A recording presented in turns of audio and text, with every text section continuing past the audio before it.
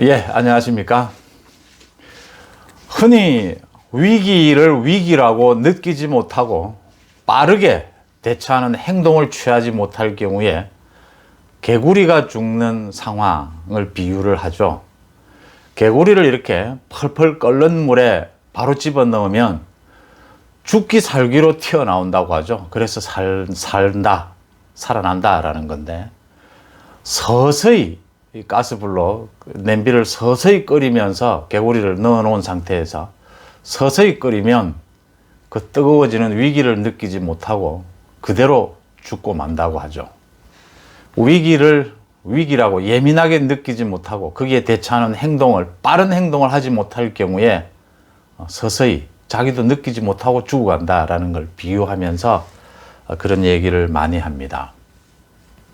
일주일여 전부터 각종 여론조사에서 지지율에서 이 여당과 야당이 뒤바뀌는 현상, 문재인 대통령에 대한 지지율이 오르는 현상이 보이고 있다.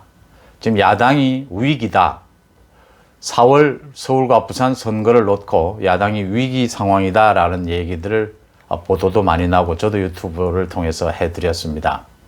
그런데 야당과 또 일부 언론에서 이 여론조사가 잘못된 것 아니냐, 여론조사를 또 조작한 것 아니냐, 지금 여권에서 뭔가 또 장난친 게 아니냐, 이런 얘기를 하면서 어떻게 대처해야 될지를 몰라서 우왕좌왕하는 분위기입니다. 서울 여의도만 해도 여론조사, 크고 작은 여론조사 기관들이 많이 있습니다. 여론조사를 하는 과정에 여론조사의 방법도 여러 가지가 있고 또 표본이 아마 극히 적을 수도 있습니다. 표본이 적은 가운데 나이대별, 남녀별 표본이 수가 적게 되면은 그걸 보정 작업을 하게 되죠. 그런 과정에서 약간의 어떤 조작도 일어날 수는 있습니다. 중요한 것은 전체의 흐름을, 여러 개의 여론조사를 종합해 보면서 전체의 흐름을 보는 일입니다.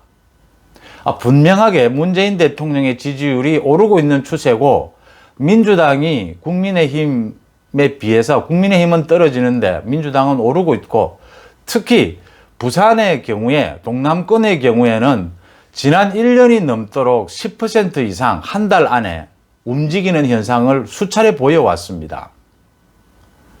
지난 연말부터 문재인 정부가 이제 국정운영 방향을 통합이라고 내걸면서 윤석열 총장도 껴안는 모습을 보이고, 이제 국민 통합을 우선하겠다. 또 신년사를 내고 신년 기자회견을 열었죠. 그 행사들의 내용이 볼품 없었다 하더라도 어떤 형태로든지 행사를 열게 되면 그 영향은 지지율에 미치게 되어 있는 겁니다.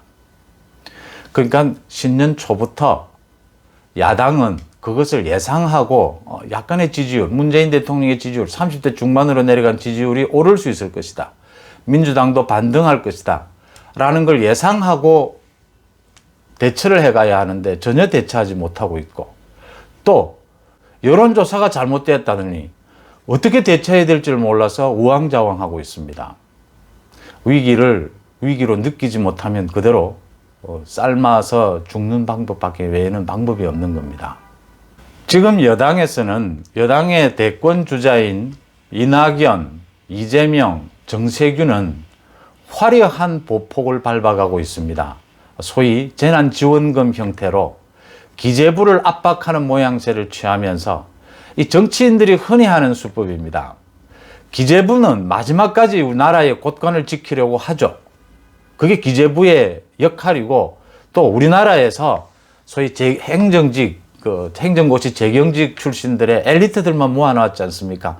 그 엘리트들이 긍지도 있고, 또 나라의 곳간, 나라의 중심은 자기들이 지킨다라고 하는 고집도 있습니다. 그걸 다 알고 있는 정치권이 국민에게 메시지를 이렇게 던지고자 할 때 기재부를 공격하는 모양을 씁니다. 흔히 쓰죠. 지금 이익공유제를 법안으로 만들자, 이재명은 계속해서 기본소득, 재난지원금도 전부 기본소득 형태로요. 지금 정세균은 기재부를 향해서 이 나라가 기재부의 나라냐라고 공격을 하면서 국민 편에 서 있는 양, 국민에게 모든 것을 지금 해주고자 노력하는 양 비치고 있습니다. 또 서로 간의 경쟁을 해도 잘 보시면 재난지원금, 국민들을 향해서 전 국민들에게 뭐든지 지원하겠다는 형식 속에서 경쟁할 뿐입니다. 그 이상을 넘어서지 않습니다. 국민들의 시선을 잡아두는 거죠. 이 세 명 안 논쟁 속으로. 뭐든지 지원해 주겠다는 태세입니다. 지금 뭐 수십조 얘기가 그대로 나오죠. 그 다음 서울시장 선거, 부산시장 선거에서 지금 박영선이 투입이 되면서 박영선과 우상호는 서로 뭐 누나 동생 하면서 서로 친한 척 하면서 레이스를 벌입니다. 부산의 경우에도 김영춘 전 장관에다 지금 부산시장 권한대행을 하고 있는 변성환 권한대행도 지금 사퇴를 하고 이제 여당 부산시장 후보로 투입이 됩니다. 그러면 또 서로 시민들의 시선을 모으면서 레이싱을 펼칠 겁니다. 가덕 신공항을 무기로 말이죠. 근데 야당은 지금 어떻게 하고 있느냐? 일단 안철수와의 단일화 부분에 대해서 뭐 더 이상 말도 꺼내지 말라라는 식으로 오만한 태도를 보입니다. 김종인 위원장이. 이렇게 하면서 더 이상 대화가 되질 않아요. 단일화는 지금 당장 이루지 못하더라도 조금씩 이렇게 발전하는 모습, 논의하는 모습만 보여줘도 국민들의 희망을 모을 수가 있습니다. 워낙 국민들의 이 지지, 국민들이 단일화를 하라라는 요구가 거세기 때문에 조금이라도 노력하는 모습, 서로 헐뜯지 않고 그것만 보여줘도 큰 효과를 거둘 수가 있습니다. 근데 그것마저 하지 않고 있는 거예요. 3월 초에 가서 하자. 3월 초에 안 될 확률, 그 위험성, 그걸 그대로 안고 가자는 겁니다. 예를 들어서 지금이라도 전 야권 후보들이 모여서 어떤 경우에든 단일화를 한다. 그 단일화에 모두 승복한다. 라고 하는 국민 대서약을 하는 것도 좋은 방법이고요. 여러 가지 방법이 있음에도 불구하고 다 피해가고 있습니다. 그 다음 야권 지금 서울이고 부산이고 새로운 인물들이 등장을 하지 못하고 있습니다. 새로운 인물들이 새로운 이슈 몰이를 하지 못하고 있습니다. 코로나 때문에 비대면도 있고요. 그동안 인지도가 높은 오랫동안 해온 사람들 중심으로 되어가고 있고 부산의 경우에도 지금 뭐 신인들보다는 정치를 오래 한 사람들이 많이 지금 인지도가 있어서 지지율을 받는 모양새를 보이고 있습니다. 특히 부산의 경우에는 기존 우리가 알고 있는 올드보이라고 하죠. 제가 굳이 누구라고 이름을 뭐 거론하지 않아도 뭐 국회의장을 지냈거나 당대표를 지냈거나 하는 사람들이 많습니다. 그 사람들이 선거판에 이름이 자꾸 나오면서 부산의 시민들이 또 실망을 하게 되는 겁니다. 이런 상황에서 새로운 인물들이 나와서 좀 새로운 바람을, 특히 부산의 경우에는 새로운 인물들이 나올 가능성이 많은데도 불구하고 그게 지금 안 되고 있다는 부분에서 여러 번 제가 말씀을 드리지만 부산이 이렇게 10%씩 오르락내리락 하면서 보이는 중요한 것 하나는 여당, 문재인 정부보다는 야당이 잘못할 경우에 더 많이 오르락내리락 한다는 겁니다. 야당이 잘못하는 요인에 의해서 더 많이 오르락내리락 하는 점을 보여오는 특징이 있다는 겁니다. 이걸 저는 이렇게 분석을 하는 겁니다. 문재인 대통령을 또 민주당을 한번 지지했던 사람들이 이젠 돌아와서 야당에게 기회를 주고 있는 겁니다. 그 10%에서 15%포인트는요. 이 사람들은 문재인 정부와 민주당을 한번 지지해 봤던 사람들입니다. 그러니까 야당이 하는 행동에 대해서도 잘하든 못하든 굉장히 까다로운 눈으로 보고 있다는 겁니다. 안철수 후보나 뭐 야당의 단일화, 야당 서울시장 후보 단일화를 잘 못하는 것도 부산에 영향을 미친다고 저는 봅니다. 그 전체 야당이 하는 것을 지켜본다는 이야기죠. 이렇게 그 10에서 15%는 정치 현안에 대해서 굉장히 관심도 많고 그런 성향을 보이고 있다. 이 점을 참고를 해야 된다라고 봅니다. 또 하나요. 제가 마지막으로 말씀을 드리고 싶은 건 가덕 신공항에 대해서입니다. 가덕 신공항은 부산 시민들에게는 지난 20년 동안 절실한 문제였죠. 이걸 전국적인 시각에서 가덕 신공항이 필요하지 않을 수 있다. 그 다음 지금의 우리 예산 상황으로 국제공항을 만드는 게 적합하냐. 또 선거를 앞두고 그런 식으로 지역개발 공약으로 선거를 치르려고 하는 건 나쁘다. 다 맞습니다. 다 일리가 있습니다. 근데 지금 선거가 눈앞에 와 있습니다. 그 다음 야당이 가덕 신공항에 대해서 전혀 방향을 잡지도 못하고 전혀 합치된 의견을 보이지도 못하고 있습니다.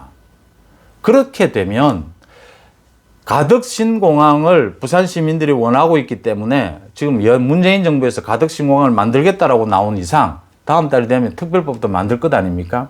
그걸 막을 방법이 없습니다. 그렇다면 가덕 신공항을 야당도 협조하겠다. 협조하겠다라고 이미 정리가 어느 정도 됐었어요. 그런데 중간에 다시 이상한 얘기들이 나옵니다. 주호영 원내대표는 가덕 신공항에 대한 법안을 만든다면 나쁜 선례가 될 수 있다. 김종인 위원장도 부산의 얘기를 들어오니까 필요하다고 하니까 협조할 수 있다. 이런 식으로 얘기를 하게 되면 그 틈새를 여당이 파고들게 되면 이 가덕 신공항이 선거에 큰 영향을 미치게 되는 겁니다. 야당도 협조하겠다라고 하면 그동안 20년 동안 정치권이 이걸 가지고 장난을 쳐왔기 때문에 선거에 큰 영향을 미치지 않는다라는 겁니다. 그렇게까지. 그동안 여론조사에 봐도요. 근데 야당이 이거에 대해서 엇갈린 견해를 내고 이렇게 분열된 모습을 보이면 여당이 그 부분을 파고들 경우에 이것은 선거에 큰 영향을 미칠 수밖에 없게 된다는 점입니다. 신공항이 만들어지면 보셨다시피 인천 신공항을 보시다시피 그 주변 전체 광역의 교통망이 완전히 바뀌는 문제가 됩니다.